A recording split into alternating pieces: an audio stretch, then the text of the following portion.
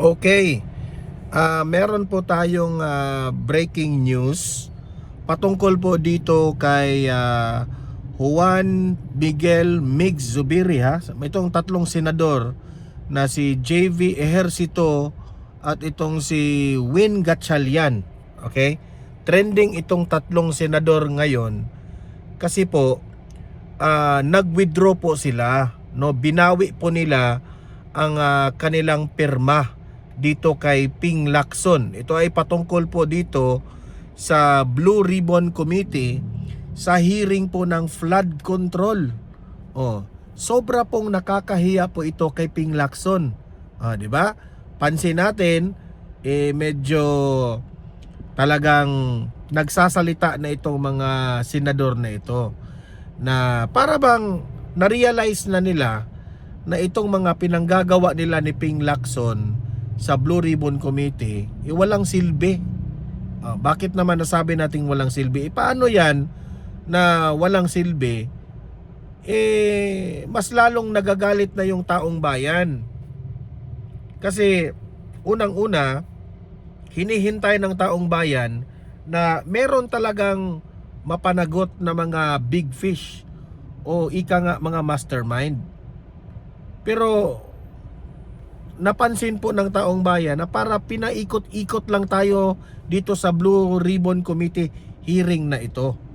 So for the meantime, itong si Senator JV, si Senator Gatchalian at itong si Senator Mig Zubiri ay binawi nila ang kanilang pirma. Heto po yung official na letter, ha.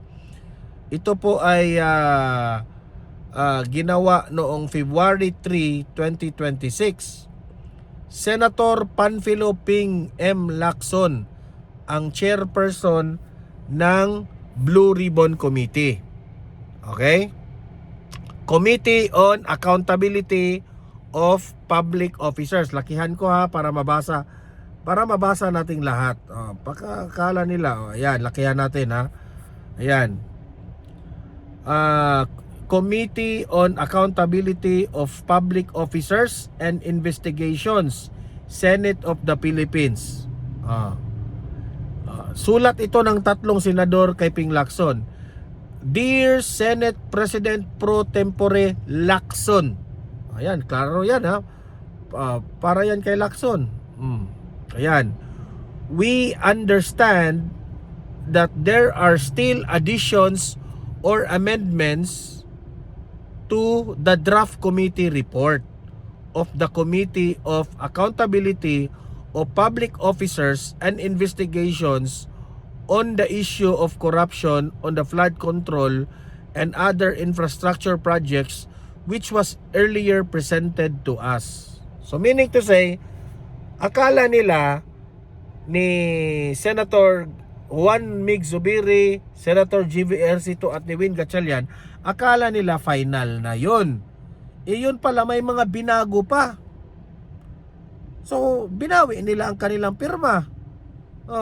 Kasi meron pang additions, meron pa mga amendments. So ibig bang sabihin, pwede nating tanungin si Lacson, ano ba talaga ang script ninyo, Lacson? May pinagdagdag ba si BBM? Nagtatanong lang tayo, ha. May gusto bang idagdag si Martin Romualdez? Kasi yun po ang pagkakaalam ng taong bayan sa inyo, Mga tuta kayo ni BBM at ni Martin Romualdez. Di ba? Kaya deserve kayo bawian ng pirma nitong tatlong senador na ito. Baka nga hindi tatlo, baka yung iba dyan, susunod na yan yung ibang mga senador, babawiin na nila yung pirma. Di ba?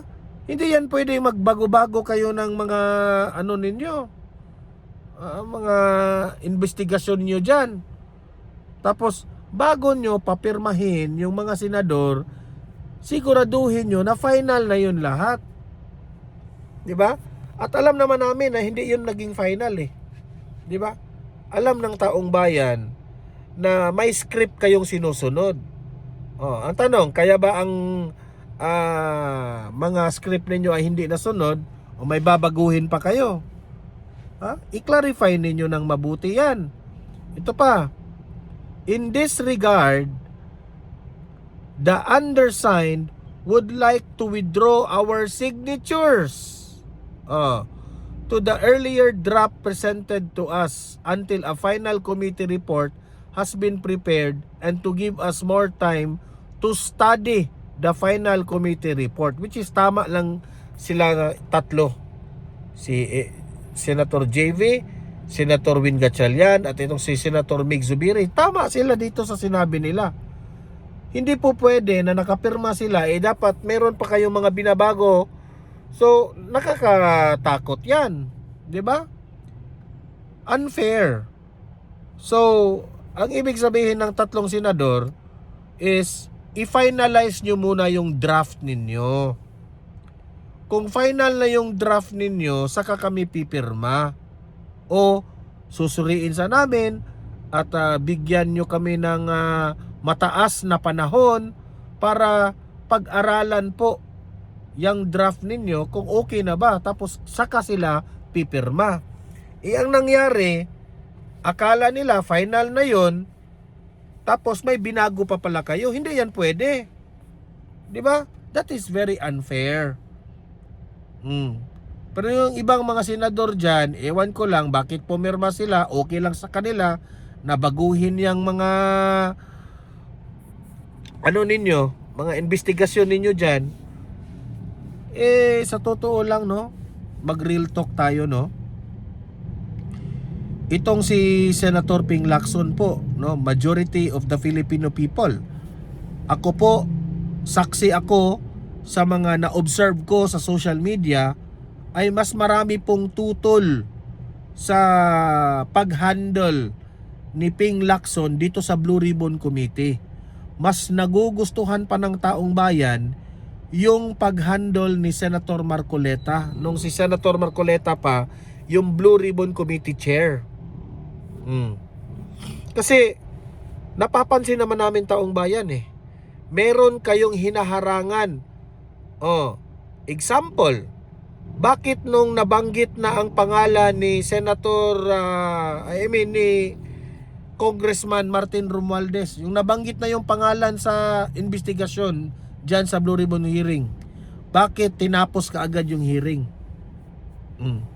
Yun ang unang tanong. Pangalawa, saksi kami lahat yung nangyari kay Senator Marcoleta.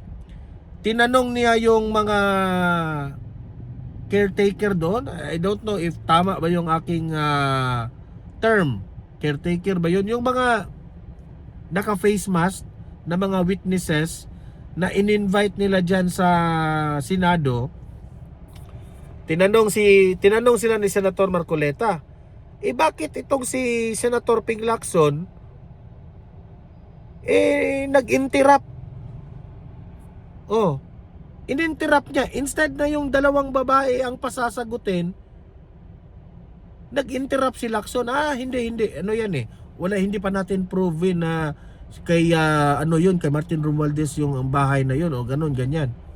Bakit ikaw yung sumasagot, Lacson?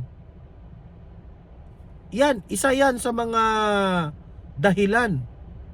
Bakit itong mga I think sa pag-analisa ko, isa ito na bakit makikialam si Lacson sa naratibo na yan?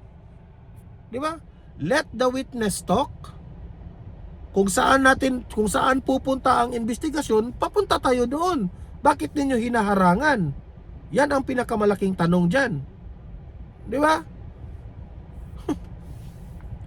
Kinokontrol ninyo ang istorya Instead na maghintay tayo kung ano talaga ang nangyari sa tunay na mga sinasabi ng mga witness, nag-i-interrupt kayo Gusto ninyo ang inyong mga naratibo, yun ang masusunod. Hindi yan pwede Di ba? So ako po, saludo po ako dito sa tatlong senador. Itong si Senator JV, Senator Win Gatchalian, at itong si Senator Mig Zubiri for yung nag-back out kayo sa mga pirma ninyo is sa tingin ninyo walang clear na wala pang clear silang anong final na draft nila, edi tama lang yung ginagawa ninyo. Okay? Ang taong bayan po ay nasa inyo. Okay? Ako, I would suggest na yan, kung gusto natin ng pagbabago, uunahin nating tanggalin si Senate President Tito Soto bilang Senate President. Tapos palitan natin si Ping Lacson bilang Blue Ribbon Committee Chair. Dapat na yan palitan, yung dalawang bulok na yan. Sila yung humaharang sa istorya ng flood control anomaly. Okay? So, kayong mga audience ko dito sa Don Mar TV, mag-comment kayo. Ano ang masasabi nyo dito sa issue na ito? Tama lang ba na itong si Mig Zubiri, JV Ejercito at si Win Gatchalian ay babawiin ang kanilang pirma? Ilatag ninyo ang inyong opinion at babasahin natin yan sa comment section. Okay? Guys, paki-like at saka paki-share itong video na ito ha, para marami po ang makaalam. At sa mga bago pa lang dito sa aking channel, mag-subscribe na po kayo sa Don Mar TV para lagi kayong updated sa ating mga trending na balita. Walang bayad yan ha, kung mag-subscribe kayo, libre lang yan. Okay? See you in my next video. Have a great day, have a great night. God bless po sa ating lahat. Mabuhay ang Pilipinas and God save the Philippines.